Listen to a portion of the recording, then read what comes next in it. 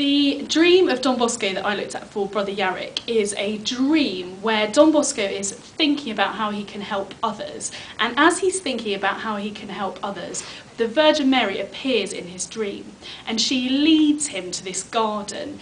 And in the garden he can see these beautiful roses and they absolutely fill up the whole garden. And there's this archway that is covered in roses all around it. And she asks him to move into the archway and she says, take off your shoes. And he's happy to do that because he can see roses are covering the whole of the ground and he doesn't want to squash the roses. So he takes off his shoes and he starts to walk over those roses. But as he walks over the roses, he realises that hidden in them is thorns which start to cut his feet. So he says, can I put my shoes on? She said, yes. Now, as he moves through this sort of archway of roses, the archway starts to close in and it gets smaller and smaller. And as he moves through, roses are on either side of him and they start to brush against him and actually cut his arms and cut him as he walks through. And there are people who are looking and watching Don Bosco as he's doing this, and as they watch him, they're saying how lucky Don Bosco is, his life is filled with roses. But little do they know about the pain he's actually going through. But they say, I will follow you as well. And they begin to follow him. And then they realise and they think they've been fooled because their feet are in pain as they walk across the roses. And many of them turn back.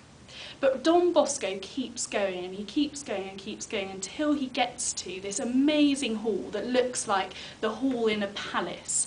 And in that hall again is filled with roses and filled with the most beautiful fragrance of roses.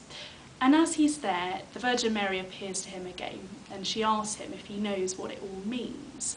And he's still confused, he doesn't know what this is about. And she says, actually, the thorns on the ground as you walked are like the small distractions in our life and the temptations that we face as we walk through life. And the thorns that cut against you as you were walking through that archway, they're like the bigger distractions, so the obstacles that you face and the difficulties, and often difficulties that are out of your own control. But actually, you can see from this dream that even though once Don Bosco answers the call to go on his mission, you can see, first of all, it's not easy. Even at the beginning, if he's keen to do it and it looks so inviting, it can be really difficult. And actually, that might be small things, but it might be bigger things in your life.